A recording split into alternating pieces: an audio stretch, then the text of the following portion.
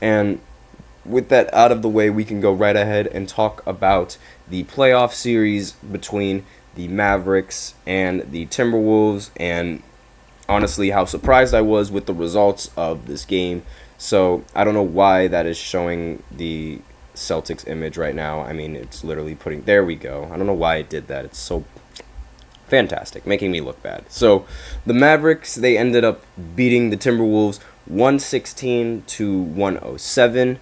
And again, I was very shocked with the outcome of this game, especially considering how Derek Lively later on in the game ended up getting injured. And honestly, like, this series has taken it hasn't really taken much of a turn, or as big of a turn as I thought it would take. I mean, Anthony Edwards, he's been playing very poorly in these playoff series, and it's mainly his shooting percentages that have been very poorly. All the oh, he's MJ's son. Oh, he's similar to Kobe Bryant. All of that hype has sort of died down recently, and it's like it happens it happens almost every single time that someone gets Kobe or MJ comparisons where they end up playing like so bad later on in the playoffs or later on in the rest of the season. Like, it happened to Devin Booker, happened to Jason Tatum, happened to DeMar DeRozan, and now is happening to Anthony Edwards. And those shoes, they're incredibly hard to fill.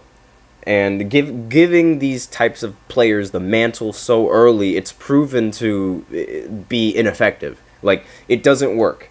I mean, Anthony Edwards shot 11 for 24 from the field for only 26 points. And scoring only 2 more points than you have shot attempts is... I mean, he shot just under 50%, which isn't too bad. But again, he needs to play a lot better and he needs to step up. And so far, he hasn't done that.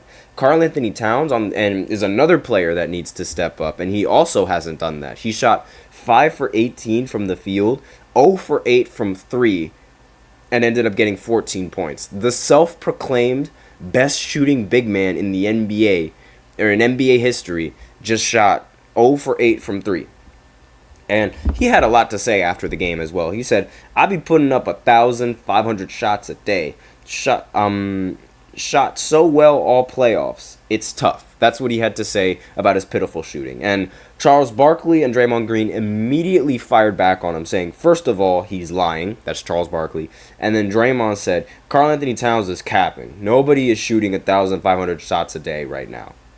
And I don't know why this Timberwolves team, like the two big men on the Timberwolves team, they get so much hate from absolutely everyone. Like, Rudy Gobert gets a tremendous amount of hate. And honestly, like, some parts of it is deserved and the other parts of it is just hating just to be a hater. Like, Draymond Green hates on Rudy Gobert just to be a hater. I don't know exactly why he's, like, despises Rudy Gobert so much, but I have my reasons for not liking Rudy Gobert. First of all, he started COVID trying to be super smart. If you guys remember back in 2020, he wanted to prove a point and saying that, like, I don't know what point he was trying to prove, but COVID was airborne, and you needed to wash your hands, you needed to make sure that you kept yourself clean. And Rudy Gobert wanted to set an example and just touch the microphones of everybody touch the microphones of every single, like, news station when he was in his post-game interview. And guess who ended up getting COVID? Him. And ever since then, he was getting targeted for so much hate and disdain, and I personally do not like him for doing that. Like, me as a fan, do not appreciate the fact that he did that, and I do not like him. I don't like his game, and we'll talk about his game, actually. I mean, he's been horrible defensively. He went from slowing down Nikola Jokic in the previous series to barely being able to not even being able to stop a pick and roll. Like, for being a 4-time defensive player of the year, you'd assume that he would be able to, like, get a couple of stops like that. But no one seems to be scared of Rudy Gobert at all. No one, like, and those 4 defensive player of the years, like, again, they are impressive, but it's like he gets them by default just off of team stats and team accomplishments. And I don't like that whatsoever, because now he's getting talks of being compared to like Big Ben, and I'm like, are you serious? Like, you're really gonna compare this man to Ben Wallace? Like, again, Ben Wallace, he was a 4-time defensive player of the year, phenomenal defender, was able to stop Shaq, was able to block Shaq actually, and again, he was one of the best defenders at, actually one of the best defending centers ever.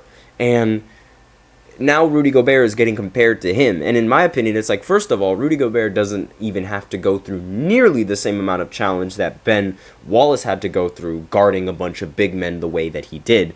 Not to mention the fact that Rudy Gobert can't even stop most of the dominant big men in this league. He's able to slow them down, but he's not able to stop them whatsoever. And it's like, throughout the entirety of that playoff series, Jokic was putting up a lot of points and a lot of rebounds and a lot of good stats. Rudy Gobert never had I cannot name you one single game that Rudy Gobert has had where the center was completely stopped dead in his tracks. Cannot name a single game. But aside from the Rudy Gobert dislike, well, let's go ahead and look at the Mavericks. So, okay, is the slide just not going to change? Is it really going to be like that to me? Okay. Great. The slides were messed up. That's unfortunate. So Kyrie Irving and Luka Doncic, they ended up getting 33 points each, both of them together. Very, very impressive. And Luka, he ended the game with 33, 5, and 7. Kyrie Irving ended the game with 33, 3, and 4. So again, all of these players, very impressive stats, very, very impressive scoring coming in from them. And oh my gosh, are you serious? Like, the slides were working, and I was just doing them wrong. That's always great to know. So anyway, let me go ahead and pull up the slides real quick again, just to actually like try this properly. There we go. So Luka Doncic, he ended the game with 33 points, 7 rebounds, and you can't really see it right there. It's 5 assists. I don't know why the display is showing it like that. Maybe if I just move it up just a little bit. There you go. Could somewhat see enough of that. I'm actually going to minimize it as well just so you can see enough of the stats.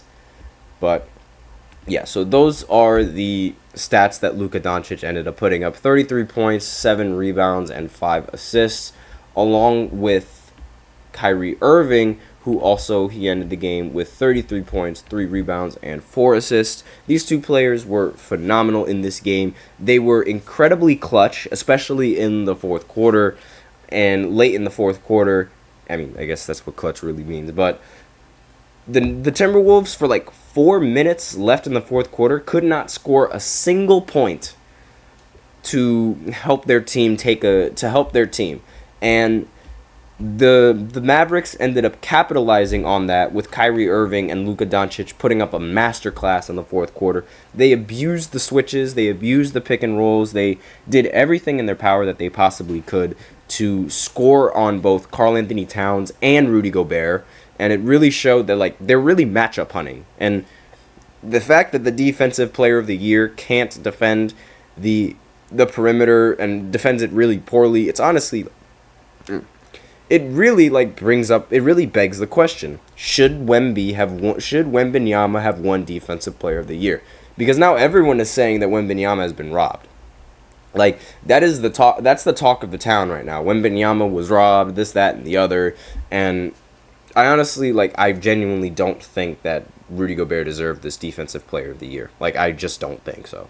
Not over Wemby. But that's all the time that we have over this playoff series and the game that just ended up happening. And I don't really need to mention it. I already mentioned how Rudy Gobert was just a non-factor on the defense. He was also a non-factor on the offense. But aside from that, we are out of time for the second segment. So now I will go ahead and go into the third segment, where I talk a little bit more about Kyrie Irving and Luka Doncic and how phenomenal they've been in the postseason, as well as what Paul Pierce had to say about their clutchness and what he thinks. So I will be right back after this short break. Stay tuned.